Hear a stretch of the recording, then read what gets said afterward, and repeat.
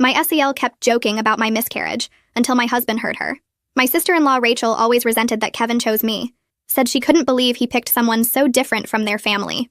We'd been married 3 years when I miscarried at 11 weeks. Already picked names, bought clothes. We were destroyed. Rachel acted supportive around Kevin, hugged me, said everything happens for a reason. But alone, completely different. First time, family barbecue.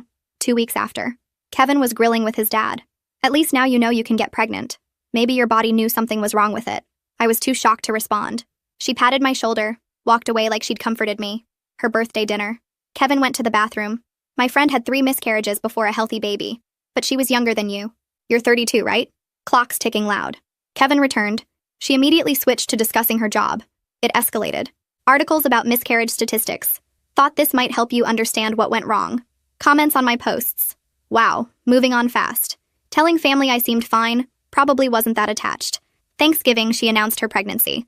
Looked directly at me. Hopefully this baby will be the first grandchild that actually makes it. Silence. Kevin asked what she meant. She laughed, said she misspoke. He believed her. She always waited until Kevin wasn't there. Called me the almost mom. Asked if we'd accepted parenthood wasn't meant for us. Joked about not dealing with stretch marks. When we announced another pregnancy, Rachel's face fell. She recovered, hugged us. Privately told me, don't get too attached this time, just in case. She'd remind me anything could happen. Her friend felt great right before losing hers.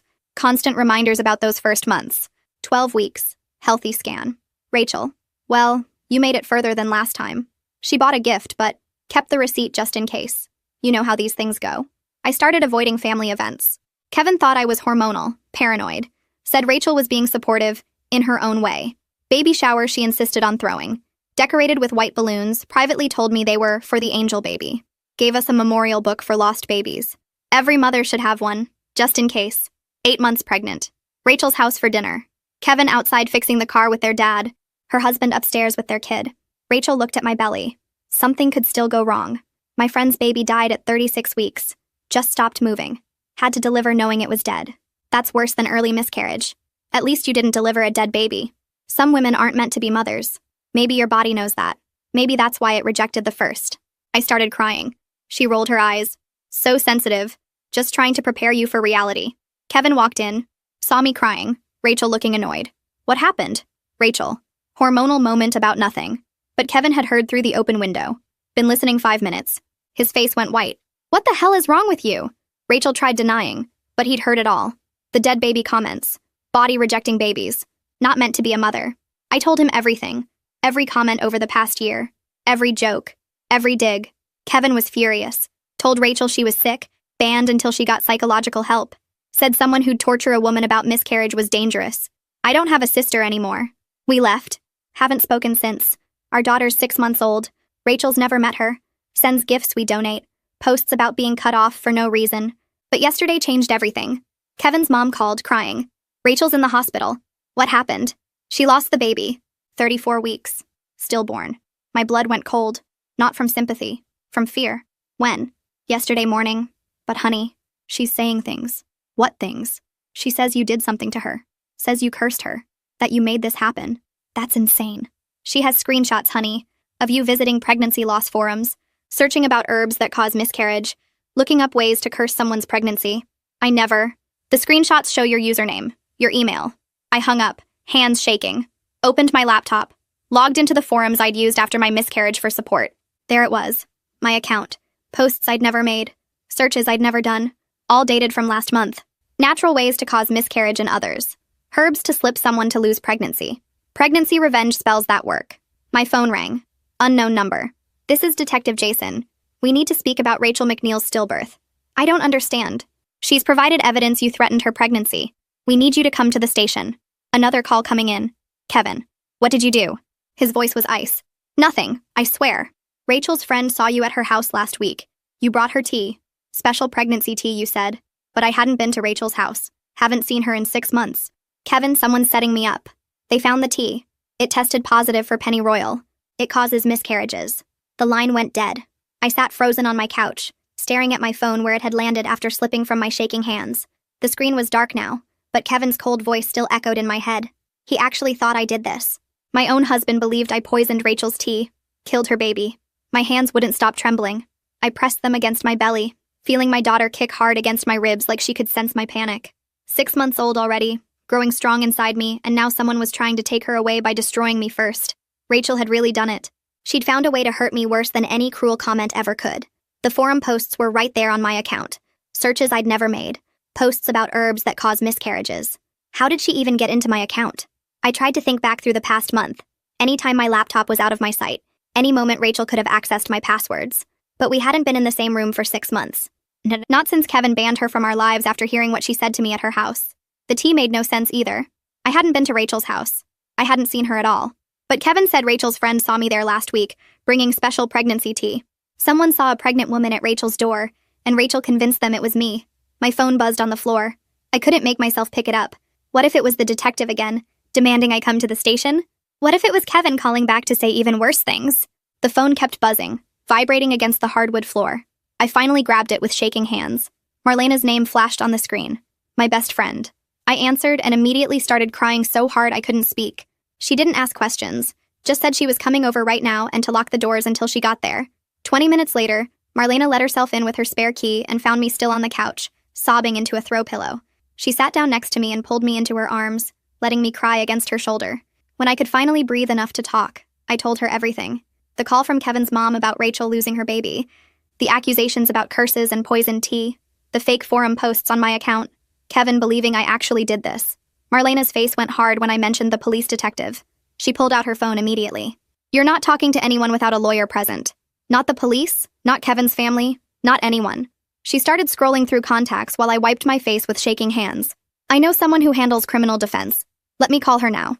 I watched Marlena make 3 different calls, her voice calm and professional even though I could see the anger in her eyes.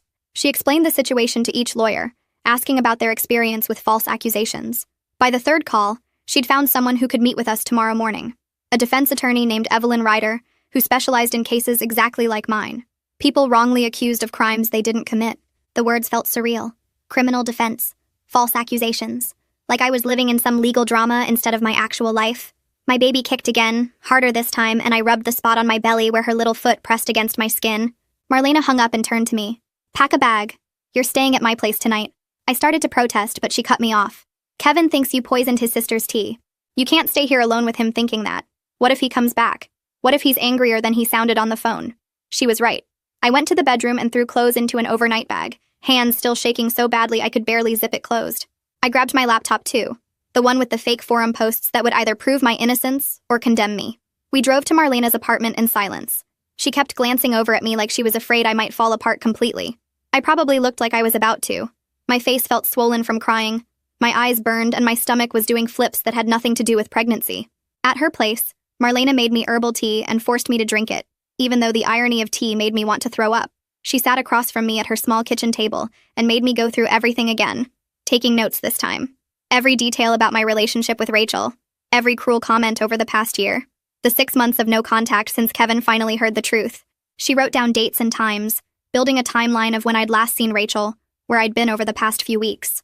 Your phone will have location data, Marlena said, still writing. Credit cards will show where you've been shopping. If you weren't at Rachel's house, we can prove it. But what about the forum posts? What about the tea that tested positive for pennyroyal? Whatever that was. Someone had physically brought tea to Rachel's house. Someone who looked pregnant enough that the neighbor thought it was me. I barely slept that night on Marlena's couch. Every time I closed my eyes, I saw Rachel's face when she announced her pregnancy at Thanksgiving, looking right at me while hoping her baby would be the first grandchild that actually made it. I saw Kevin's expression when he walked in and found me crying at Rachel's house 8 months ago. I heard his voice on the phone today, cold as ice, asking what I'd done. Around 3 in the morning, I gave up on sleep and opened my laptop. The forum was still there, my account still showing those horrible searches. I tried to figure out how to see where the posts came from, what computer they were made on, but I didn't know enough about technology. That's what the lawyer would need to figure out. That's what would prove I didn't do this. The next morning, Marlena drove me downtown to Evelyn Ryder's office. The building was tall and glass, the kind of place that probably cost hundreds of dollars an hour. I started to panic about money, but Marlena squeezed my hand. Don't worry about that right now. Just focus on telling her everything. Evelyn's office was on the 12th floor, decorated in calm blues and grays that probably helped anxious clients feel better. She stood up when we came in, a woman in her 50s with sharp eyes and graying hair pulled back in a neat bun. She shook both our hands and gestured for us to sit in the leather chairs across from her desk. I told her the whole story again, my voice steadier this time. Evelyn took notes on a yellow legal pad, asking specific questions about dates and times. She wanted to know exactly when I'd last seen Rachel, exactly what the detective had said on the phone, exactly what Kevin's mom had told me about the screenshots. When I got to the part about the pennyroyal tea, Evelyn's pen paused on the paper. "You've never purchased this herb? Never researched it?" I shook my head hard. "I don't even know what it is. The detective said it causes miscarriages, but I've never heard of it before yesterday." Evelyn made a note. "Pennyroyal is extremely dangerous for pregnant women. It can cause serious complications, even death. If Rachel consumed it, that's very concerning. But here's my question. How would you have obtained it if you never researched it? How would you know to use it?" I hadn't thought of that. If I'd never heard of pennyroyal before yesterday, how would I have known to buy it and bring it to Rachel? The logic didn't make sense. Evelyn saw the realization on my face and nodded. "That's the first hole in their case. The second is the witness who supposedly saw you at Rachel's house. Eyewitness testimony is notoriously unreliable, especially if the witness didn't know you well enough to be completely certain of identification." She flipped to a new page on her legal pad. "The forum posts are more concerning because they show your username and email. We need to determine if your account was compromised, if someone gained access to your login information. That's where digital forensics comes in." Marlena leaned forward. "Can you help her? Can you prove she didn't do this?" Evelyn's expression was serious but not unkind. "I can build a defense. I can investigate the evidence and find the holes in the prosecution's case. But I need you to be completely honest with me about everything. If there's anything you're not telling me, anything at all, I need to know now." I met her eyes. "I didn't do this. I haven't been near Rachel in 6 months. I didn't make those forum posts. I didn't bring her any tea. Someone is setting me up and I think it's Rachel herself." Evelyn studied my face for a long moment, then nodded. "All right, here's what we're going to do." Evelyn moved fast. Within an hour of our meeting, she'd already filed paperwork with the police department blocking any interrogation attempts until she was present as my legal representative. She explained that Detective Jason couldn't force me to come to the station for questioning, that I had the right to remain silent and the right to have an attorney present for any discussions. She requested copies of all evidence the police had collected, including the screenshots of the forum posts, the lab results from the tea, and any statements from witnesses. She wanted my phone records, my credit card statements, and security camera footage from my neighborhood to build a timeline of my whereabouts.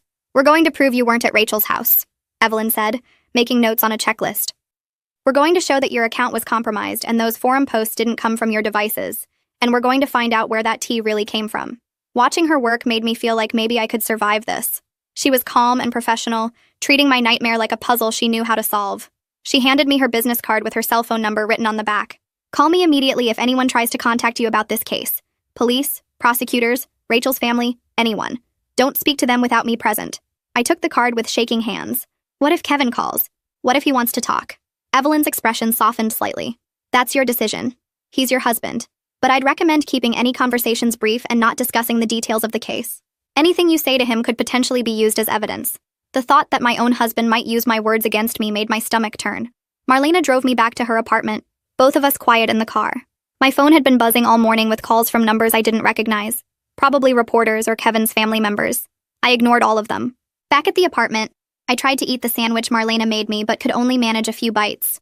My daughter was moving constantly now, like she could feel my stress.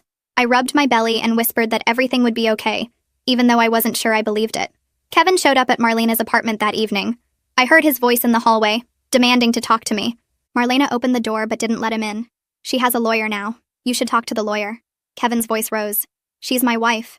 I have a right to talk to my own wife." Through the doorway, I could see his face. He looked terrible, like he hadn't slept either. Part of me wanted to run to him, to make him understand I didn't do this.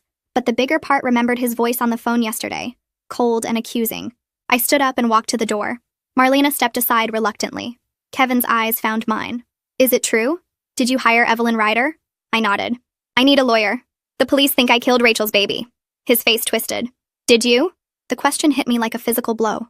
After 3 years of marriage, after everything we'd been through together, he actually needed to ask. "No, I've never been to Rachel's house. I didn't make those forum posts. I didn't bring her any tea. Someone set me up and I think it was Rachel herself." Kevin shook his head. "Rachel just lost her baby. She's devastated. Why would she frame you?" I felt tears burning behind my eyes but refused to let them fall. "Because she's been trying to hurt me for over a year. Because she resented that you chose me. Because she wanted me to lose my baby too. And when that didn't happen, she found another way to destroy me." He looked at me like I was a stranger. "You sound paranoid. You sound exactly like Rachel said you would." That's when I knew. Rachel had been preparing him for this, probably for weeks, telling him I was paranoid, unstable, jealous, setting up the narrative so that when she made her accusations, he'd believe her instead of me. Get out, I said quietly. What? Kevin stepped forward, but I held up my hand. Get out. Don't come back until you can look at me without wondering if I'm a murderer. I saw doubt flicker in his eyes, saw him wanting to believe me, but it wasn't enough. The doubt was still there, poisoning everything between us. He left without another word. Marlena closed the door and locked it, then wrapped her arms around me while I finally let myself fall apart completely. 2 days later, Evelyn called with an update. Detective Jason had requested a voluntary interview with me, which she'd declined. I told him we need to see all the evidence first. I'm not letting you walk into an interrogation without knowing exactly what they have. She'd received some of the requested documents. My phone records showed I'd been at home and at doctor's appointments during the time the witness claimed to have seen me at Rachel's house. My credit card statements showed no purchases of herbs or tea. The phone records help, Evelyn said. But they're not conclusive because you could have driven there without using your phone. We need the security camera footage from your neighborhood to show your car never left. She'd also received the screenshots of the forum posts. I'm sending these to a digital forensics expert I work with, Jason Hansen. He's going to examine your devices and see if he can trace where these posts actually came from. The mention of examining my devices made me nervous even though I had nothing to hide. What if they found something I didn't know was there? What if Rachel had planted more evidence somehow? Evelyn must have heard the fear in my silence. Jason is on our side. He's looking for proof that your account was compromised, not trying to build a case against you. Trust the process. She paused. There's something else. Detective Jason mentioned that Rachel's witness is a neighbor who saw a pregnant woman at Rachel's door. The neighbor identified you from a photo Rachel showed her, but she admits she didn't see the woman's face clearly. That's the weakest part of their case. A pregnant woman. Not necessarily me, just someone who was pregnant. Rachel could have hired someone, I said. Someone who looked pregnant, or who actually was pregnant. She could have paid them to deliver the tea and then told her neighbor it was me. Evelyn made a note. That's a good theory. We need to find out who this witness is and exactly what she saw versus what Rachel told her she saw. After the call ended, I sat on Marlena's couch feeling slightly less hopeless than before. The case against me had holes. Big ones. I just needed to prove it before the police decided to arrest me anyway. Jason Hansen came to Marlena's apartment 3 days after I hired Evelyn.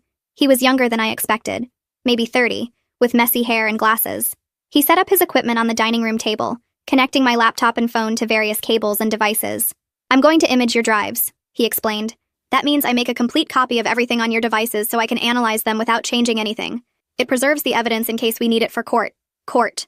The word made my hands shake. Jason worked for hours, typing commands I didn't understand, pulling up screens full of code. Marlena brought him coffee and snacks while I paced the small apartment, too anxious to sit still. Finally, Jason sat back and pulled off his glasses to clean them. Okay, here's what I found. My heart was pounding, so hard I could feel it in my throat. There's no trace of those forum posts on your laptop or phone, no browser history showing you visited those pages, no cookies or cached data, nothing. I felt dizzy with relief. So I didn't make them? Jason shook his head.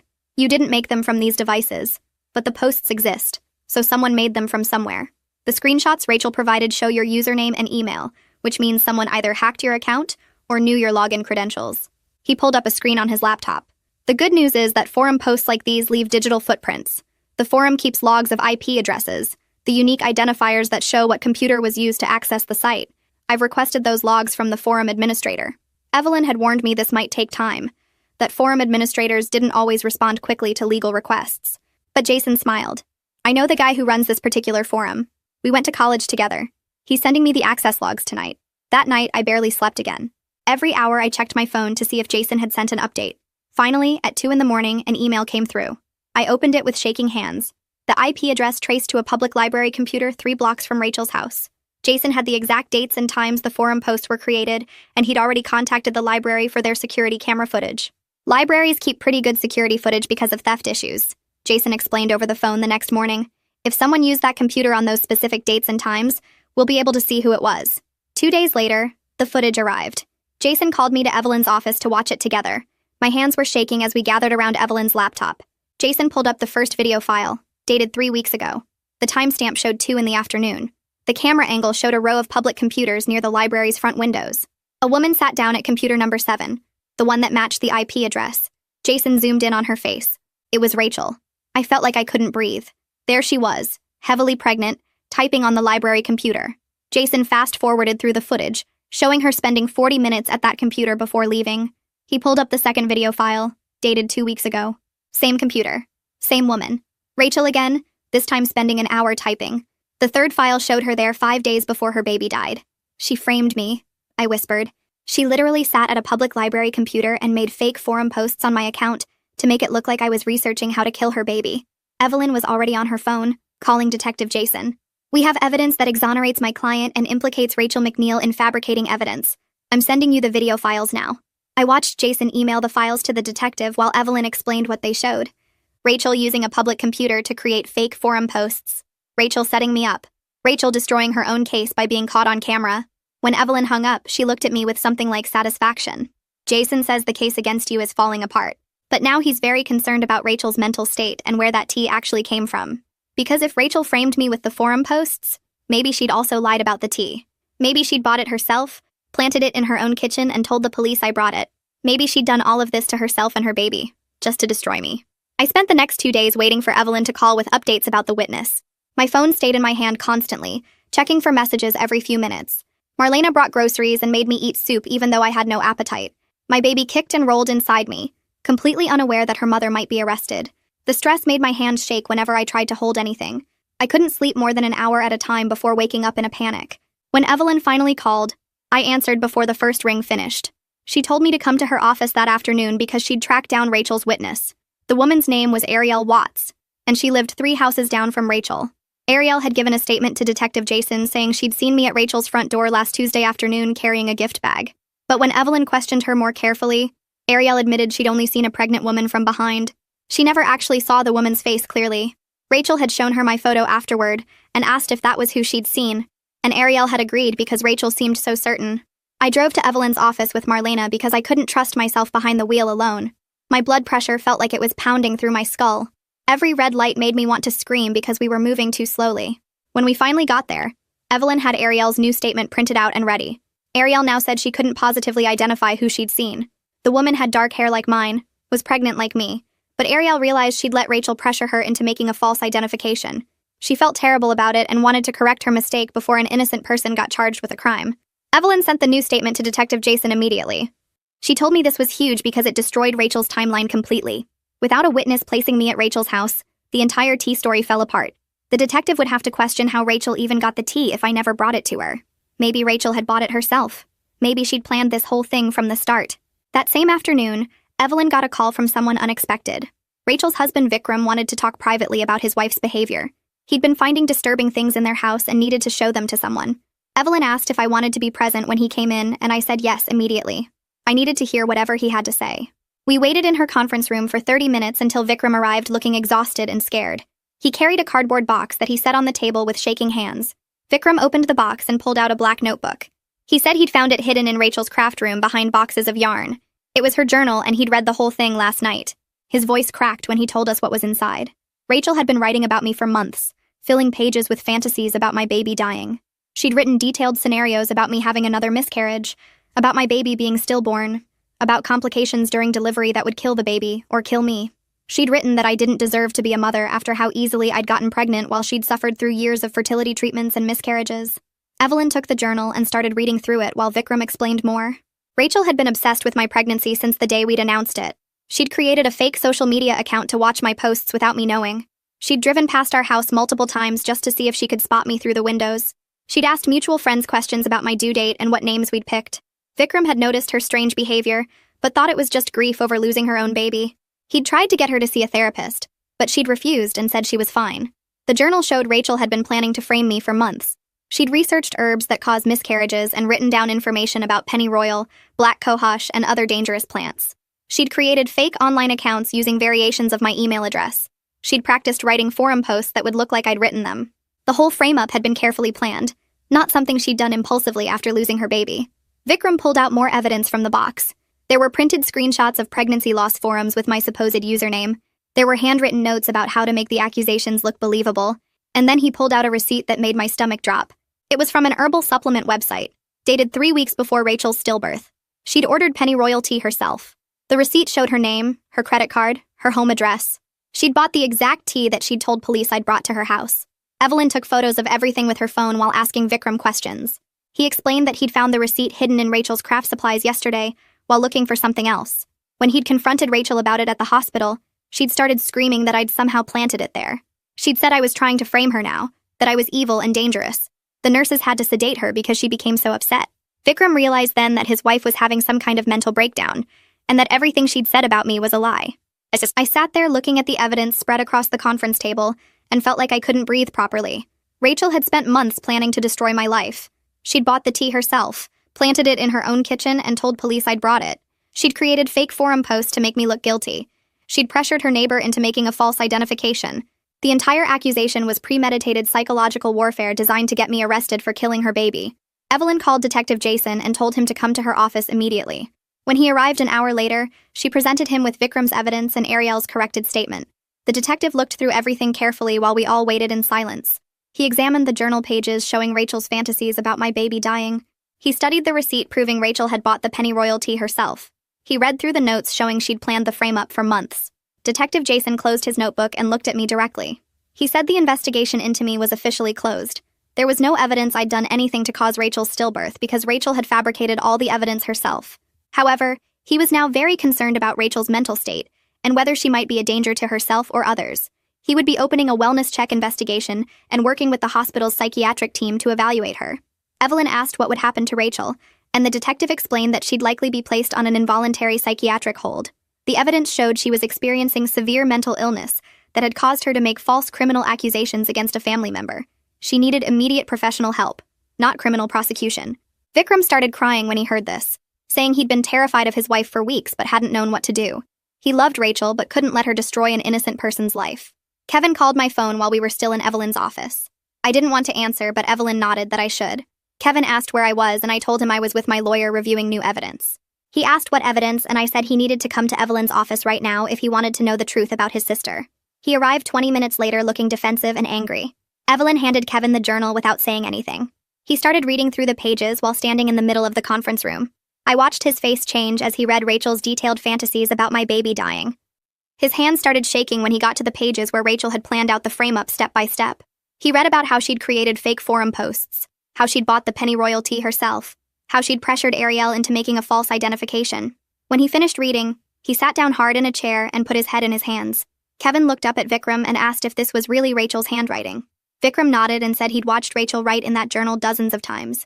Kevin asked if the receipt was real, and Vikram showed him the credit card statement proving the purchase.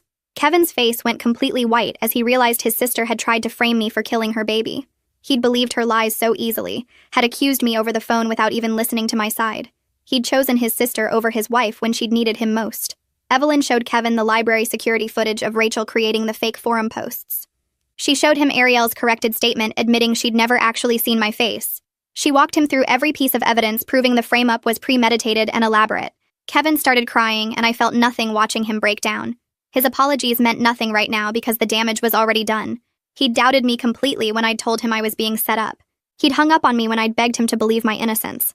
Detective Jason told Kevin that Rachel would be involuntarily committed for psychiatric evaluation. She'd threatened to hurt herself when confronted with the evidence against her, and the hospital staff had determined she was a danger to herself. Vikram was filing for a temporary separation to protect himself while Rachel got treatment. The family would need to decide how to handle her long-term care once the doctors completed their evaluation.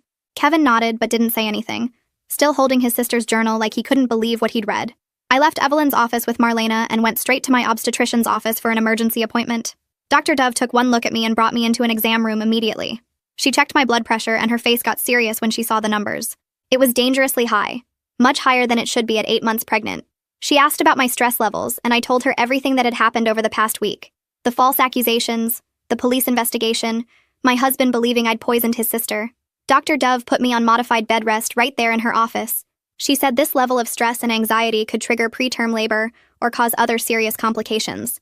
My blood pressure needed to come down immediately, or she'd have to admit me to the hospital for monitoring. She prescribed medication and told me I couldn't go back to work or do anything strenuous. I needed to rest as much as possible and avoid any additional stress. The irony wasn't lost on either of us that Rachel's false accusation might actually harm my baby after all, just not in the way she'd planned. Marlena drove me home and helped me get settled on the couch with pillows and blankets. She brought me water and made me promise to call if I felt any contractions or unusual symptoms. Kevin tried to come inside when he saw Marlena's car in the driveway, but she blocked the door and told him I needed space right now. He could see me when I was ready, not before. I heard him arguing with her through the door, saying he was my husband and had a right to see me. Marlena told him he'd lost that right when he'd accused me of murder over the phone. I spent the rest of the day lying on the couch trying to calm down enough that my blood pressure would drop. My baby kicked constantly, and I kept my hands on my belly talking to her. I told her everything would be okay now, that the bad woman couldn't hurt us anymore. But I kept having panic attacks thinking about how close I'd come to being arrested. If Jason hadn't found that library footage, if Ariel hadn't corrected her statement, if Vikram hadn't found that journal, I might be sitting in jail right now waiting for trial. Rachel had almost succeeded in destroying my entire life. The next few days were a blur of phone calls and paperwork. Evelyn scheduled a meeting with the district attorney to make sure this nightmare was really over. She told me to come to her office first, so we could go over everything before we met with the DA. I took an Uber because Marlena had to work, and Kevin was still keeping his distance. The office building downtown felt cold and official, nothing like the cozy law firm I'd imagined. Evelyn met me in the lobby and walked me up to the 5th floor. Her heels clicked on the tile floor and I tried to match her confident stride, but my swollen ankles made it hard to keep up. The district attorney's office was all dark wood and leather chairs. The DA himself was a thin man in his 50s with gray hair and tired eyes. He shook my hand and gestured for me to sit down. Evelyn did most of the talking at first, laying out all the evidence that proved Rachel had fabricated everything. The library footage, the IP address traces, the journal Vikram had found. The DA listened carefully, taking notes on a yellow legal pad. When Evelyn finished, he leaned back in his chair and rubbed his temples. He told us the case against me was completely without merit, and there would be no charges filed. Relief flooded through me so fast I felt dizzy. But then he kept talking. He explained that Rachel's mental illness made it very complicated to pursue criminal charges against her for the false accusation. She was currently in psychiatric care, and any prosecution would likely be delayed for months or even years while she underwent treatment. Even if they did charge her eventually, a jury would probably be sympathetic given her stillbirth and obvious mental breakdown. Justice felt slippery, like something I could see but couldn't quite grab. Evelyn asked about a civil lawsuit for defamation and emotional distress. The DA said that was our right, but warned it would be a long, expensive process with no guarantee of collecting any money even if we won. Rachel didn't have significant assets, and Vikram was divorcing her. I sat there feeling frustrated and cheated. Rachel had tried to destroy my entire life, and the best outcome was that nothing would happen to her at all. She'd get treatment and sympathy while I dealt with panic attacks and preeclampsia. The DA seemed to understand my disappointment. He told me he was sorry, that the system wasn't always fair, but at least I was cleared completely. Small comfort. We left his office and Evelyn bought me coffee at the shop downstairs. She reminded me that staying out of jail and keeping my baby safe was the real victory here. Everything else was just details. I knew she was right, but it still felt wrong. That afternoon, Kevin's father showed up at the hospital where I was still being monitored for my blood pressure. I hadn't expected to see him. He knocked softly on the doorframe and asked if he could come in. I nodded, too tired to send him away. He pulled a chair close to my bed and sat down heavily. His face looked older than I remembered, more lines around his eyes and mouth. He started talking before I could say anything. He apologized for not seeing how Rachel had treated me all these years. He admitted the whole family had made excuses for her difficult personality without recognizing she needed real mental health help. They'd called her intense and passionate when they should have called her cruel and unstable. He said he was ashamed of himself for not protecting me better. His voice cracked when he talked about how close they'd come to losing me and the baby because of Rachel's lies. I wanted to stay angry at him, but watching him cry made it harder. He told me about Rachel as a child, always jealous of her brother, always feeling like she wasn't good enough. Their parents had been strict and critical, especially with Rachel. She'd started showing signs of anxiety and depression in high school, but they'd dismissed it as teenage drama. When she had her first miscarriage years ago, before she met Vikram, she'd fallen apart completely. They'd gotten her some therapy, but she'd quit after a few sessions, insisting she was fine. The family had believed her because it was easier than dealing with the truth. He understood that his acknowledgement didn't erase the betrayal. Nothing could give me back the peace of mind I'd lost or undo the trauma of being accused of murder while pregnant. But he wanted me to know he saw his mistakes clearly now. He promised to do better, to support me and Kevin and the baby however we needed. He asked if he could still be part of his grandchild's life. I told him yes, but things would be different now. He'd have to respect my boundaries and never make excuses for Rachel again. He agreed immediately, reaching over to squeeze my hand. After he left, I felt slightly less alone, but the anger was still there, sitting heavy in my chest. Doctor. Dove came in the next morning during her rounds. She checked my blood pressure and frowned at the numbers on the monitor. It was still too high despite the medication and bed rest. She sat on the edge of my bed and explained that we needed to talk about delivery. I was 37 weeks now, technically full term, and my preeclampsia was getting worse instead of better. The safest option was to induce labor within the next day or two. Fear shot through me. I wasn't ready. I was still processing everything that had happened, still having nightmares about police stations and jail cells. How could I bring a baby into the world when I felt this broken? Dr. Dove listened patiently while I tried to explain my fears. She reminded me gently that my baby's safety had to come first. If my blood pressure kept rising, I could have a seizure or stroke. The baby could be in danger too. She understood I was dealing with trauma, but waiting any longer was too risky. Kevin had been sitting quietly in the corner of the room. He came over and took my hand. He told me he'd be there through everything, that I didn't have to do this alone. I wanted to pull away from him, but I also desperately needed someone to hold on to. Dr. Dove gave us a few hours to think about it, but made it clear this wasn't really optional. She started me on medications to prepare my cervix and scheduled the induction for early the next morning. I spent the rest of the day trying to mentally prepare for labor, while also trying not to think about it at all. Marlena came by that evening with my hospital bag and some magazines. She painted my toenails blue because I couldn't reach them myself anymore. She told me I was the strongest person she knew and that I was going to get through this. I wasn't sure I believed her, but I appreciated her saying it. Labor started just after 6 in the morning when Dr. Dove broke my water. The contractions began as a dull ache in my lower back and quickly intensified into waves of pain that took my breath away. Kevin stayed right next to my bed, holding my hand through each contraction. The nurses came in and out, checking monitors and adjusting my IV. My blood pressure spiked with each contraction, setting off alarms that made everyone move faster. Hours passed in a blur of pain and exhaustion. I tried different positions, walked around the room when I could, used a birthing ball that the nurse brought in. Nothing made it better. By noon, I was only dilated to 4 centimeters and completely worn out. Dr. Dove suggested an epidural to help me relax and maybe bring my blood pressure down. I agreed immediately, too tired to care about my birth plan anymore. The anesthesiologist came in and placed the epidural while I curled forward over a pillow. Kevin held my shoulders steady and talked me through it. The relief was almost instant once the medication kicked in. I could still feel pressure, but the sharp pain was gone. I managed to sleep for a little while between checks, but labor dragged on for hours. My blood pressure kept spiking dangerously high despite the epidural and medication. Alarms kept going off. Dr. Dove looked more concerned each time she checked me. By 8 that night, I was finally at 10 centimeters and ready to push. Dr. Dove positioned herself at the end of the bed with 2 nurses. Kevin stayed up by my head, wiping my face with a cool cloth and encouraging me. Pushing was the hardest physical thing I'd ever done. My whole body shook with the effort. The monitors showed my blood pressure climbing to dangerous levels. Dr. Dove told me we needed to get the baby out quickly. I pushed through 3 contractions and felt something give way. One more push and suddenly there was a baby crying. A real live baby, and the nurses were placing her on my chest.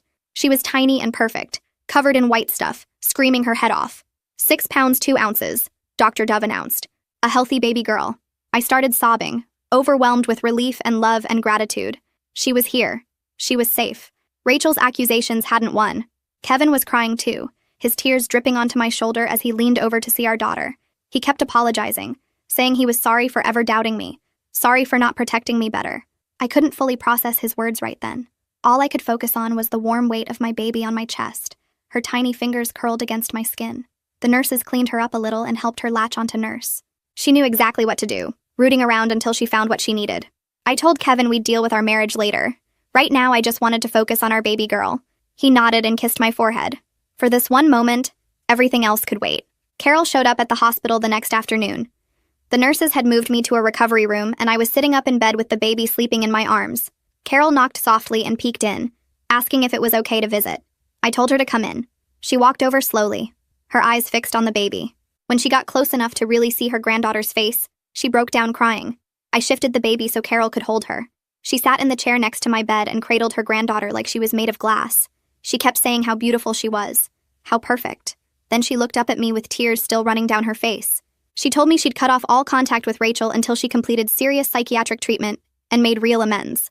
Not just apologies, but genuine understanding of the damage she'd caused. Carol said the family was broken now, fractured in ways that might never fully heal, but she was choosing to protect me and the baby. That had to come first. I appreciated her saying it, but I also knew words were easy. Actions over time would show whether she meant it. Carol stayed for about an hour, holding the baby and asking questions about the delivery. She didn't mention Kevin or ask about our marriage, which I was grateful for. When she left, she hugged me carefully and promised to come back soon. I believed she would. A few days later, Evelyn called with an update about Rachel's psychiatric evaluation. The doctors at the facility had completed their assessment.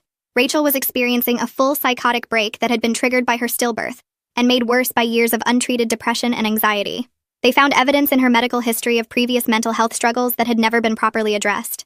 The evaluation recommended long-term inpatient treatment at a specialized psychiatric facility, possibly for several months or even longer depending on her progress. The doctor said she needed intensive therapy and medication management before she could safely return to regular life. Evelyn also told me that Vikram was filing for a temporary separation. He needed to protect himself and focus on his own healing after everything that had happened. He was taking their son and moving in with his parents for a while. I felt a complicated mix of emotions hearing all this. Part of me was glad Rachel was finally getting help she clearly needed, but another part of me was still angry that she'd put me through hell before anyone took her mental illness seriously. Evelyn reminded me that Rachel's treatment wasn't about me. It was about preventing her from hurting herself or anyone else in the future. I understood that logically, but emotionally, it was harder to accept. Evelyn came to the hospital before I was discharged to help me file a restraining order against Rachel. We sat in my room with the baby sleeping in her bassinet while Evelyn explained the process. The order would remain in effect indefinitely, not just for a specific time period. Even if Rachel eventually recovered and completed treatment, she would never be allowed near me or my daughter without court supervision. She couldn't contact me directly, couldn't come to my house, couldn't show up at places she knew I'd be. Violating the order would result in immediate arrest. I signed all the paperwork while Kevin watched. The legal protection helped me feel slightly safer, like there was at least one barrier between Rachel and my family. But the emotional damage was still there, sitting like a weight in my chest. I still had nightmares about being arrested. Still panicked when my phone rang with an unknown number. The restraining order couldn't fix that. 2 weeks after I came home from the hospital, Kevin and I had our first couples counseling session. Marlena came over to watch the baby while we went. The therapist's office was in a small building near downtown, decorated with plants and soft lighting. The therapist herself was a woman in her 40s with short gray hair and a direct way of speaking. She didn't waste time with small talk. She asked us both why we were there and what we hoped to accomplish. Kevin started explaining about his sister's false accusations and how he'd believed the lies at first. The therapist stopped him and asked him why he'd believed Rachel over me. Kevin stammered, trying to explain that the evidence had seemed convincing. The therapist pushed harder. She wanted to know why he'd assumed I was guilty instead of assuming there had to be another explanation. Why his first instinct was to doubt his wife instead of defending her. Kevin didn't have a good answer. The therapist turned to me and asked how I felt about Kevin's initial reaction. I told her honestly that I felt betrayed. That after years of ignoring Rachel's cruelty toward me, he'd chosen to believe her accusations without even giving me a chance to defend myself. The therapist nodded and wrote something in her notes. She told us bluntly that rebuilding trust after this kind of betrayal would take serious work. Kevin needed to examine why he had consistently put his sister's feelings above his wife's well-being for years. Why he'd enabled Rachel's abuse by dismissing my concerns as paranoia or hormones. The session lasted an hour and left both of us emotionally drained. The therapist scheduled us for weekly appointments and gave Kevin homework to start thinking about his family patterns and how they'd affected our marriage. In the car ride home, Kevin was quiet. I could tell he was processing everything the therapist had said. I was too tired to talk about it more right then. At my 6-week postpartum checkup, my regular doctor referred me to a psychiatrist who specialized in postpartum mental health. The psychiatrist diagnosed me with postpartum PTSD related to both the false accusation and the traumatic delivery.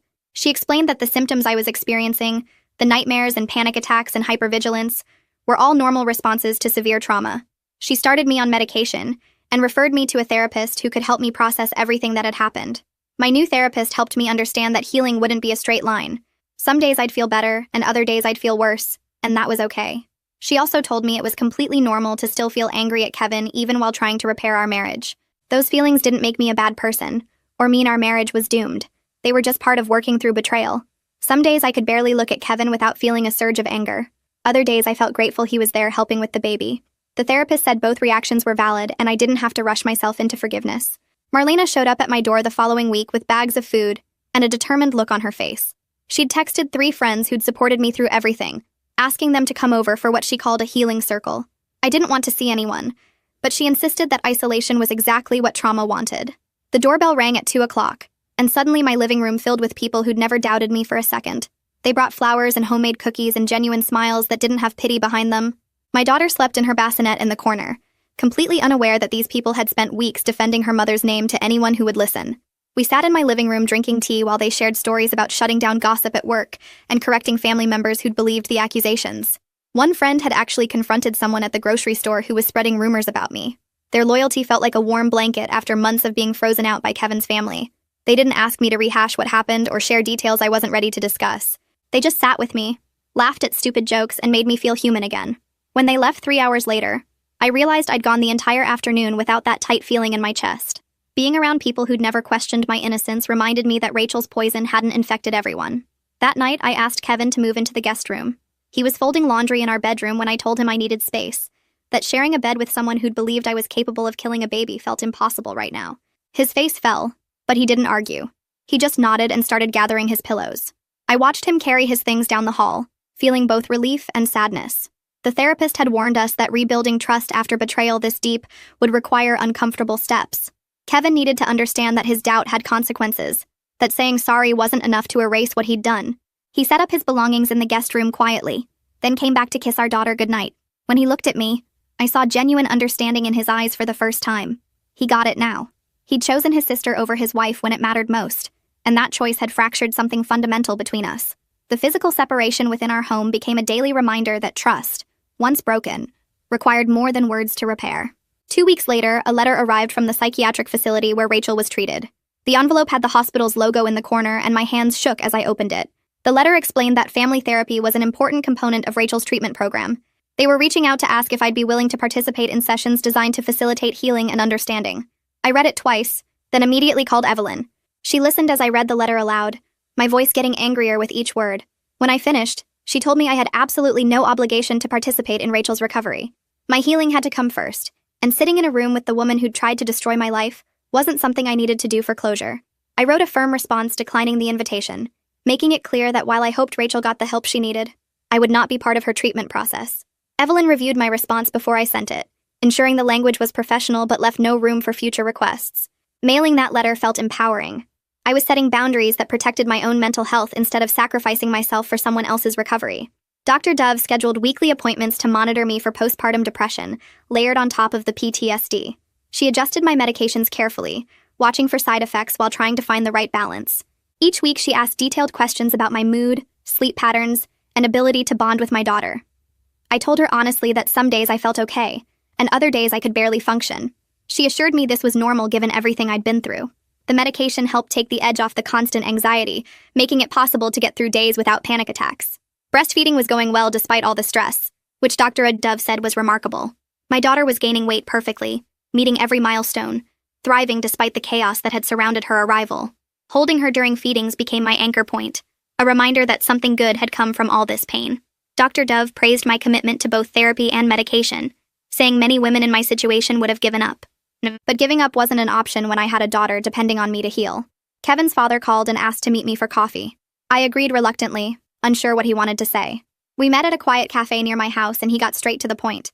He wanted to pay for my therapy indefinitely, as long as I needed it. He said the family had enabled Rachel's behavior for years, making excuses for her cruelty and dismissing concerns about her mental health. His voice broke when he admitted they'd all failed me. The money for therapy was the least he could do to make amends. I accepted his offer because I genuinely needed the help, and because his accountability felt real. He wasn't making excuses or asking me to forgive anyone.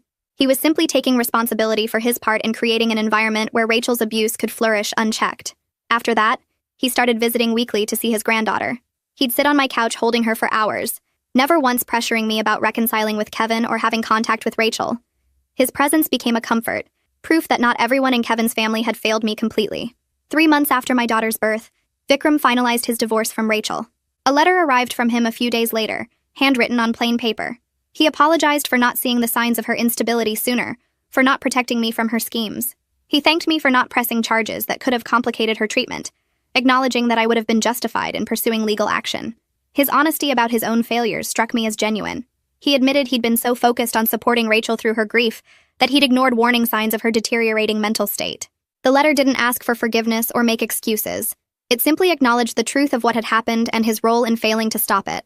I wrote back briefly, thanking him for his honesty and wishing him well in his own healing process.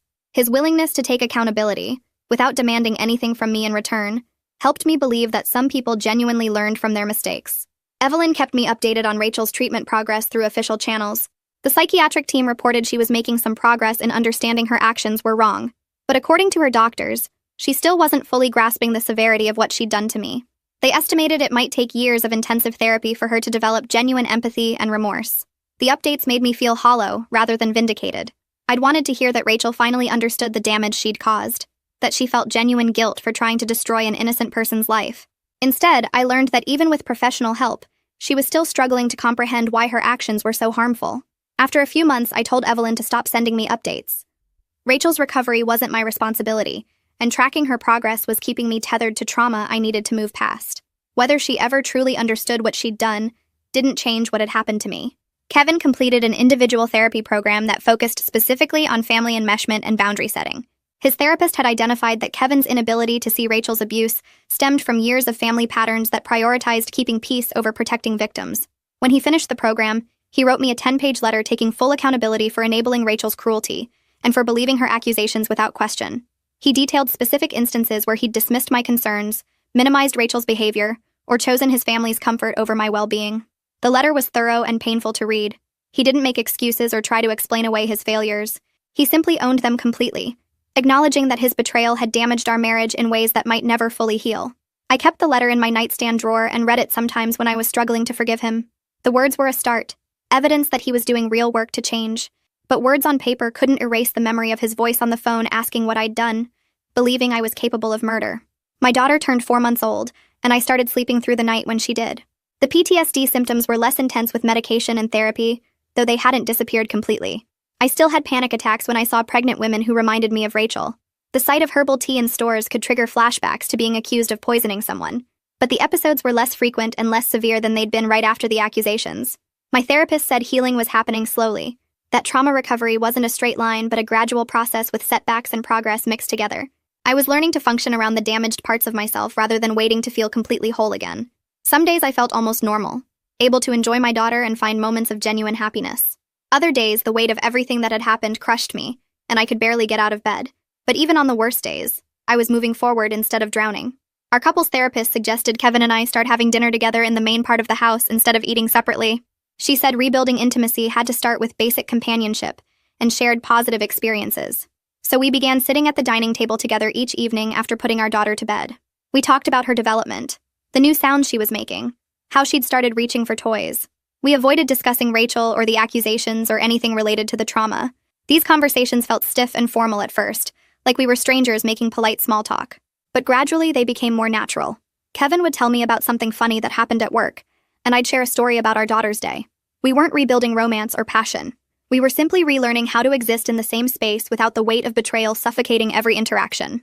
The therapist called it laying a foundation, creating positive associations that could eventually support deeper emotional reconnection. Some nights I looked across the table at Kevin and felt a flicker of the love that had brought us together. Other nights I felt nothing but the echo of his doubt.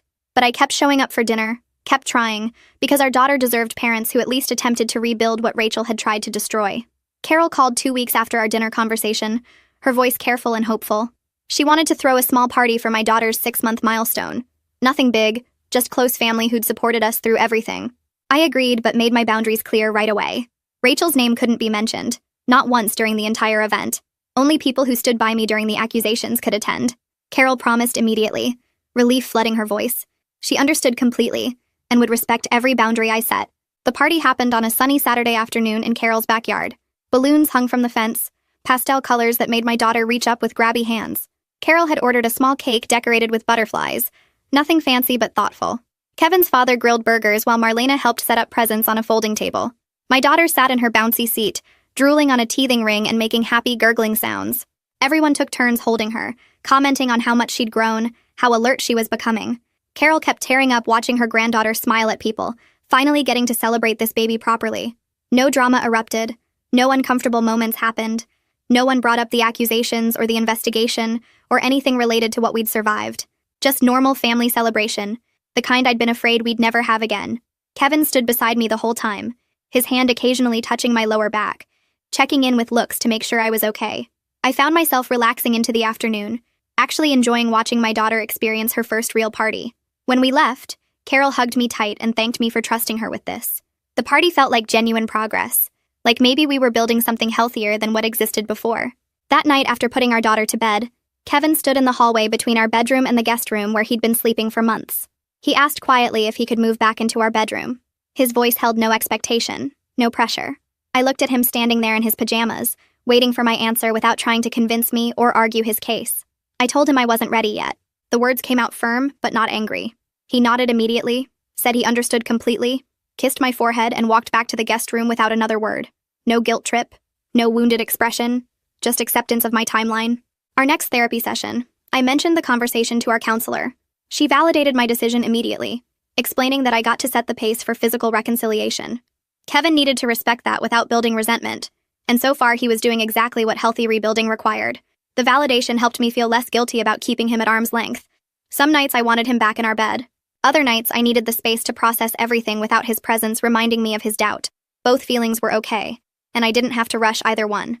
3 weeks later, I attended my first meeting of a support group I'd found online for women falsely accused of crimes.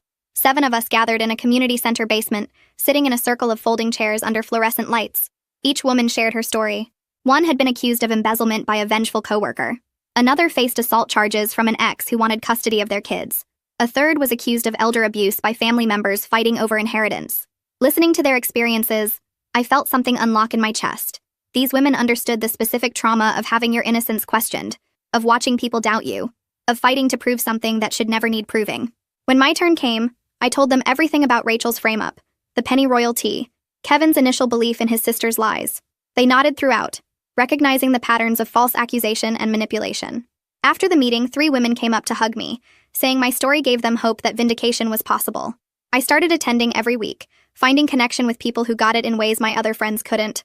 Sharing my experience in that circle helped me process what I'd survived, gave meaning to the nightmare by letting me help others navigate similar trauma. The group became an important part of my healing, a place where I didn't have to explain or justify my ongoing fear and anger. Evelyn called me 6 months after Rachel's hospitalization, with an update I hadn't asked for. Rachel was transferred to a less intensive outpatient program. Her doctors reported she was stable on medication, and no longer experiencing psychotic symptoms. They considered her mental break contained and manageable with continued treatment. Evelyn asked if I wanted to modify the restraining order given Rachel's improved condition. I said no immediately, my voice harder than I expected. Keep the order exactly as it was. Monitor any attempts at contact and notify me only if Rachel violated the boundaries.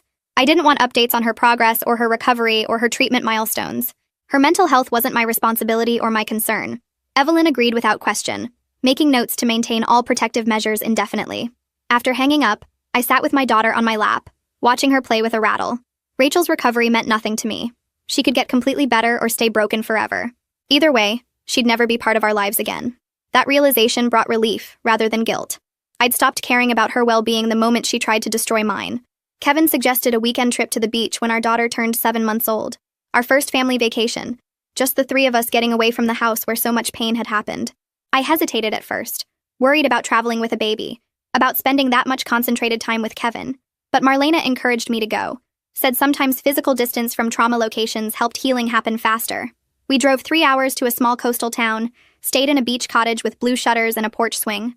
Kevin was attentive and patient the entire weekend, never pushing for more than I was willing to give. He changed diapers without being asked, took night feeding shifts, carried our daughter down to the beach in the morning so I could sleep an extra hour. We walked along the shore with her in a carrier against Kevin's chest, her tiny sun hat flopping in the breeze. I caught myself laughing at something stupid he said about the seagulls, genuine laughter that surprised me with its ease. That night, after putting our daughter to bed, we sat on the porch drinking wine and listening to the ocean. Kevin didn't try to rehash the past or push for reconciliation talks, just sat beside me in comfortable silence. I realized sitting there that I was starting to forgive him. Not completely, but enough to imagine a future where trust might rebuild. The forgiveness felt fragile and conditional, dependent on him continuing to respect my boundaries and prove his growth. But it existed, small and tentative, where months ago there'd been only rage. My therapist suggested an exercise during our next session. Write a letter to Rachel expressing all the anger and pain her actions caused, everything I'd never gotten to say directly. The letter would never be sent, never read by anyone but me. Just a tool for processing and release. I spent 3 days working on it, filling page after page with rage and hurt and questions that would never be answered. Why did you hate me so much? What did I ever do to deserve your cruelty? How could you try to destroy an innocent person over your own grief? The words poured out uncensored, all the venom I'd been swallowing for months. When I finished, the letter was 7 pages long, my handwriting getting messier as the emotions intensified. My therapist had me read it aloud in our session, my voice shaking through certain passages. Then she suggested I burn it. Let the physical destruction of those words represent letting go. That evening, Kevin took our daughter for a walk while I knelt by our fireplace. I fed the pages into the flames one at a time, watching my anger curl and blacken and disappear up the chimney. Burning the letter felt weirdly powerful, like I was choosing to release the hold Rachel's actions had on my daily thoughts. Letting go of the rage didn't mean forgetting what happened or excusing her behavior. It meant the trauma no longer controlled every moment of my life. I could think about other things now without Rachel's cruelty invading every quiet moment. Dr. Dove cleared me at my 9-month postpartum checkup. My blood pressure was normal, back to pre-pregnancy levels. Physically, I'd recovered from the traumatic delivery. my body healing all the damage that crisis had caused. She asked about my mental health during the exam, her hand gentle on my shoulder. I was honest that I was still in therapy, still working through PTSD symptoms, but doing much better than I'd been months ago.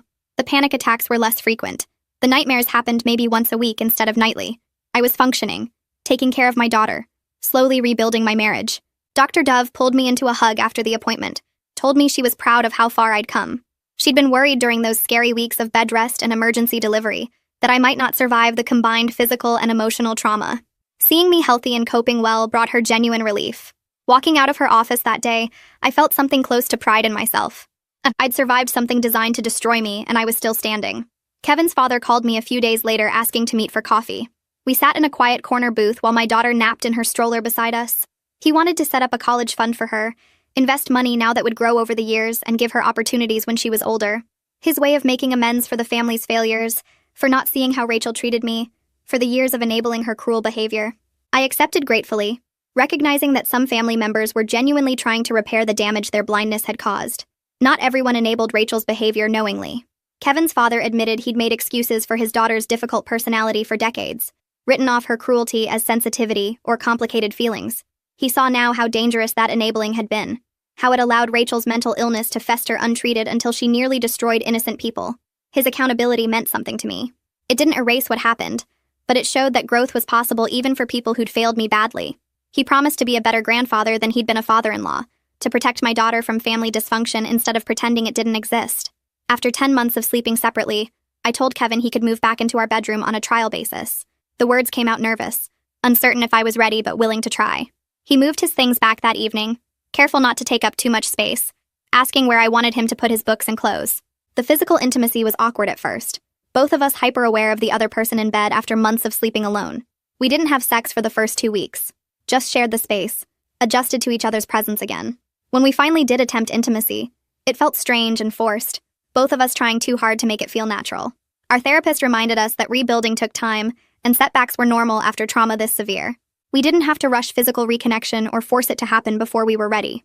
Some nights I'd wake up panicking and need Kevin to move to the guest room. Other nights I'd reach for him in the dark, needing the comfort of his presence. Both responses were okay. I was willing to keep trying because I saw his genuine effort to change, to become the husband I needed him to be, rather than the one he'd been before. Marlena came over for coffee one morning while Kevin was at work. She bounced my daughter on her knee, making faces that sent the baby into giggles.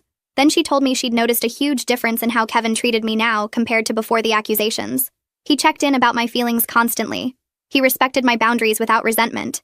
He stood up to his family when they made unreasonable requests, or tried to pressure me about Rachel. The growth was real and observable, not just performative changes to win me back. Marlena said she'd been skeptical at first that Kevin could truly change after enabling Rachel for so many years. But watching him over these months, she believed his transformation was genuine.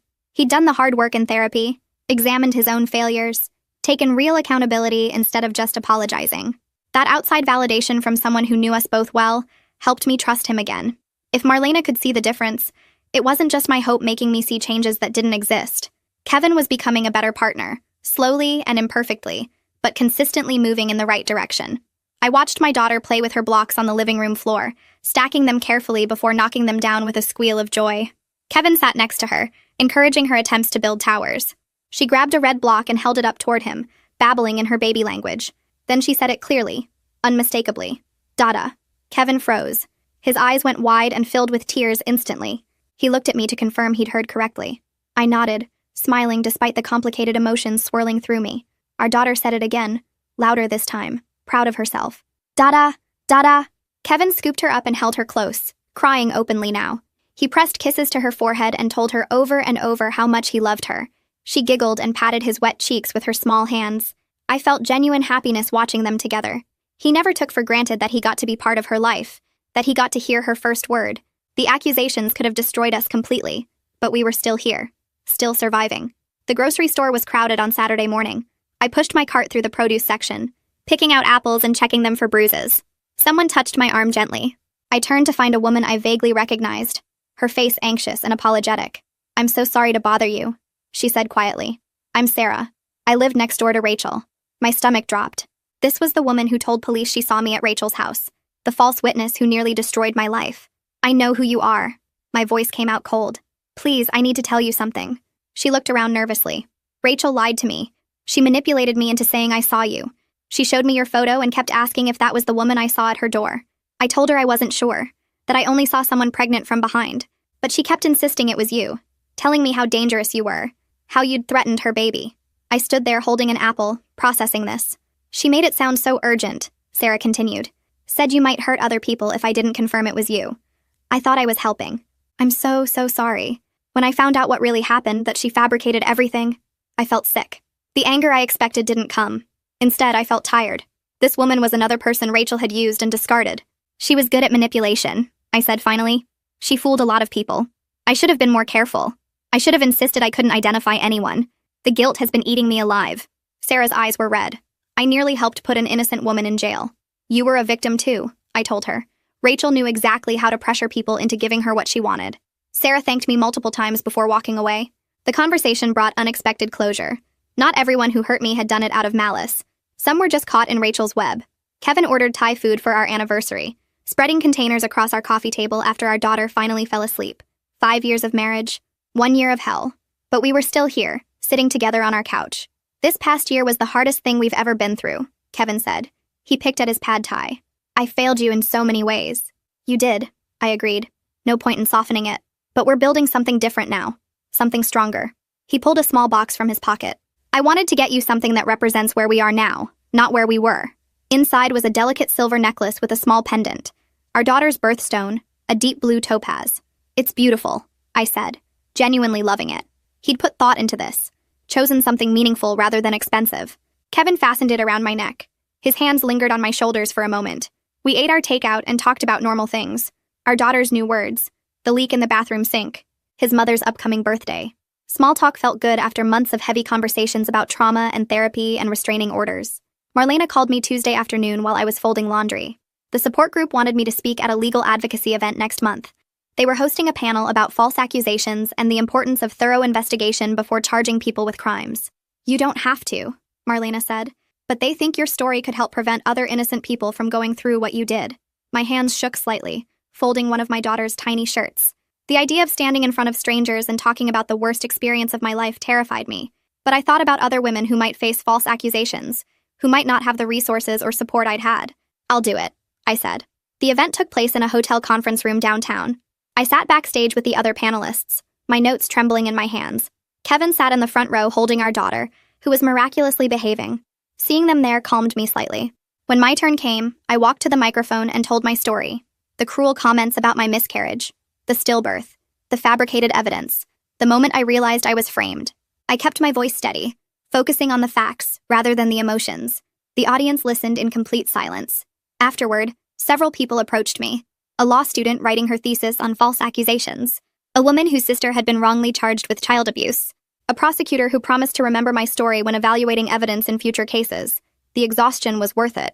Evelyn called 3 weeks later. Rachel's treatment team wanted to know if I'd participate in a mediated conversation as part of her recovery program.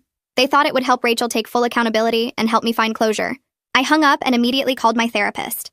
We spent an entire session discussing whether I was strong enough for this, whether facing Rachel would help or hurt my healing. My therapist asked what I hoped to gain from the conversation. I want to hear her admit what she did, I said. Not through lawyers or her mother, directly to me. We decided I was finally ready, with careful conditions. Both our therapists would be present. The session would be recorded. I could leave at any time. Rachel had to follow specific guidelines about taking responsibility without making excuses. The mediation center was a bland office building with beige walls and uncomfortable chairs. I arrived early with my therapist, my heart pounding. Kevin offered to come, but I told him this was something I needed to do alone. Rachel walked in looking nothing like the woman who'd tormented me. She'd lost weight, her face gaunt and pale. Her hands shook as she sat down across from me. Her therapist sat next to her, a middle-aged woman with kind eyes. Thank you for agreeing to this, Rachel's therapist said.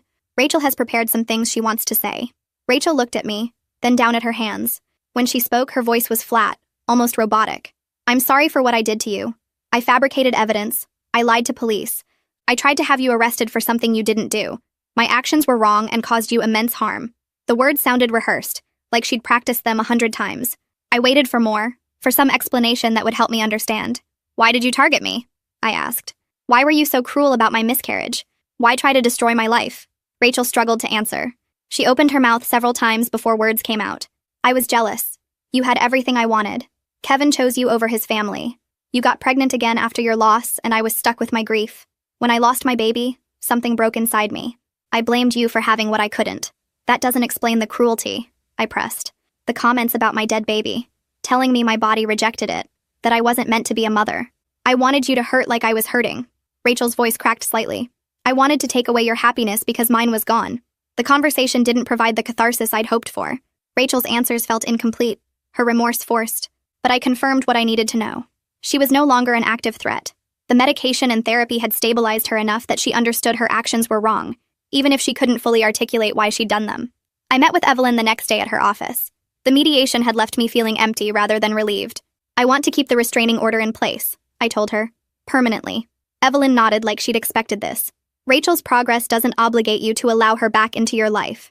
My safety matters more than her recovery, I said firmly. My daughter's safety matters more. Agreed. Evelyn pulled out paperwork.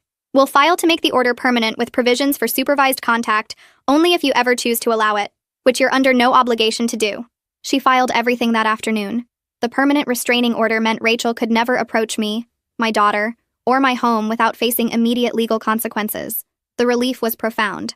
My daughter took her first steps 2 weeks before her first birthday. I was sitting on the floor folding laundry when she pulled herself up using the couch. She stood there wobbling, then let go. Kevin was across the room and saw her standing independently. Look, he whispered. Our daughter took one shaky step toward me, then another, then 3 more before falling into my arms. We both cheered and cried. She looked confused by our excitement, but clapped her hands anyway, proud of herself. Kevin scooped us both up in a hug. I was overwhelmed with gratitude that we'd made it to this moment. Rachel's accusations could have prevented me from seeing this, from being here to catch my daughter's first steps. But we'd survived. We were a family. Carol called in early December asking about Christmas plans. The family wanted to do a big gathering this year. Then she asked the question I'd been dreading. Would you consider letting Rachel come? She's doing so much better. I'd make sure she stayed on the other side of the room. You wouldn't have to interact at all. No. My answer was immediate and firm. Honey, it's been over a year. She's gotten help. The family misses having everyone together. I won't attend any event where Rachel is present, I said clearly. Ever. That's not negotiable. Carol was quiet for a long moment. I understand. I'll see Rachel separately then. You and Kevin and the baby are my priority. The boundary held. Carol accepted it sadly but respectfully. She'd see Rachel for lunch the day after Christmas, keeping the celebrations completely separate. I appreciated that she didn't push or try to guilt me into changing my mind. My final intensive therapy session happened on a cold January morning. 14 months of weekly appointments, homework assignments, coping strategies, and processing trauma. My therapist reviewed my progress, noting how far I'd come from the terrified woman who first walked into her office. You've developed strong skills for managing triggers, she said. The nightmares have decreased significantly. You're functioning well in daily life. I still have bad days, I admitted. That's normal. PTSD doesn't disappear completely, but you're no longer in crisis mode. She smiled. You've done remarkable work. We scheduled monthly maintenance sessions going forward. I didn't need intensive treatment anymore, but I wanted to keep checking in, keep working on my healing. The trauma was part of my history now, but it wasn't my entire identity. I was a mother, a wife, a survivor. I was building a life beyond what Rachel had tried to destroy. Kevin brought up trying for another baby during one of our therapy sessions. Our therapist asked if we both felt ready. I looked at my daughter playing with blocks in the corner of the office. She was healthy and happy and loved. The thought of another pregnancy didn't fill me with fear anymore. Kevin reached for my hand. We talked about it for weeks after that session. Late-night conversations after our daughter went to sleep. He asked if I was truly ready or just trying to make him happy. I told him I wanted our daughter to have a sibling, someone to grow up with. The decision felt right instead of scary. We stopped preventing pregnancy that month. 3 months later, I took a test and saw 2 pink lines. This time I cried from joy instead of terror. Kevin held me and promised he'd be better this time. Doctor. Dove saw me for my first appointment at 6 weeks. She asked how I was feeling emotionally. I told her I was nervous but excited. She monitored me closely because of my history. Weekly appointments instead of monthly. Blood pressure checks every visit. But everything looked perfect. The pregnancy was completely normal. No complications. No scares. Kevin came to every single appointment. He asked questions and took notes. Held my hand during ultrasounds. This was different from my first pregnancy when he'd been distracted by work and family drama. He'd learned from his mistakes. My daughter turned 2 years old on a sunny Saturday in May. We threw a big party in our backyard with streamers and balloons. Friends came with their kids. Carol brought a huge cake decorated with butterflies. Marlena showed up with presents and spent the afternoon chasing toddlers around the yard. And I stood by the fence watching my daughter play with other children. She was laughing and running and completely unaware of everything that happened before she was born, the darkness that nearly destroyed our family. She was just a happy 2-year-old eating cake and opening presents. Kevin wrapped his arms around me from behind. His hands rested on my growing belly. We'd announced the new pregnancy at the party. Everyone was excited for us. I felt peace watching our daughter blow out her candles. She was safe and loved, and that was everything I'd fought for. The letter came 2 weeks later. Evelyn called me when it arrived at her office. Rachel's lawyer had sent a formal request asking if Rachel could send birthday gifts to my daughter. I drove to Evelyn's office to read it myself. The letter was carefully worded. Rachel acknowledged she had no right to contact me directly. She understood the restraining order would remain in place, but she wanted to send presents for birthdays and holidays. Small things to show she was thinking of her niece. I read it twice. Then I told Evelyn no. Rachel had no place in our lives. Not now. Not ever. I didn't care if she was doing better or felt remorse. She'd tried to destroy me while I was pregnant. Framed me for killing her baby. Put me through hell. Kevin agreed completely when I told him that night. He said protecting me and our children came before his sister's feelings. He'd finally accepted that Rachel was dangerous. Evelyn sent the response the next day. Clear and firm. No contact, no gifts, no involvement in our lives whatsoever. Kevin's father died 3 months later. Heart attack at 62. Sudden and shocking. Carol called us at 6 in the morning crying. Kevin drove us to his parents' house immediately. The family gathered there throughout the day, making arrangements, calling relatives, supporting Carol. I was 7 months pregnant and exhausted. Then Rachel walked through the door. She looked thin and tired. Her eyes found mine across the room. I moved to the opposite side immediately. Kevin noticed and stayed between us. He ran interference all day, positioning himself so Rachel couldn't approach me. When she tried to come near me in the kitchen, he blocked her path, told her firmly to stay away. His protection during that vulnerable time showed how much he'd changed. The funeral was 3 days later. I stayed on one side of the church. Rachel sat on the other. Kevin's hand stayed on my back the entire service, ready to move me if Rachel came close. She didn't try, just watched us from across the room. I saw her staring at my pregnant belly, the same belly she'd accused of carrying a child I'd supposedly protect by destroying hers. Carol held my hand during the burial. She'd made her choice. She supported me and our children. Rachel would have to grieve her father separately. I went into labor 5 weeks later at 39 weeks. The contractions started at 2 in the morning. Kevin drove me to the hospital calmly. Dr. Dove met us there. The delivery was smooth and uncomplicated. Nothing like my daughter's traumatic birth. No blood pressure spikes, no emergency interventions, just normal labor that progressed steadily. Kevin stayed by my side the entire time, held my hand, wiped my face, encouraged me through every contraction. Our son was born at 10:30 in the morning, 6 pounds 8 ounces. Healthy lungs that announced his arrival loudly. The nurses placed him on my chest. Kevin cut the cord with tears streaming down his face. I held my son and felt overwhelming gratitude. Rachel's attempt to destroy me had failed completely. She'd tried to take everything from me. But here I was with a healthy baby boy and a toddler daughter at home. Our family was whole and happy and growing. Kevin kissed my forehead, whispered that he loved me, that he was proud of me, that we'd made it through hell together. Carol came to visit when we brought our son home. She held him carefully and cried happy tears. My daughter climbed onto the couch to see her baby brother. Carol watched them together. Then she asked if she could have a relationship with both grandchildren and Rachel separately, never mixing the two. She'd see Rachel alone for supervised visits, but she wanted to be involved with my children, attend birthdays and holidays, babysit when we needed help. I thought about it carefully. Carol had respected every boundary I'd set. She'd supported my healing, chosen me over Rachel when it mattered. I agreed to the arrangement. She could see Rachel on her own time, but my children would never be in the same room as Rachel. Carol hugged me carefully, thanked me for trusting her.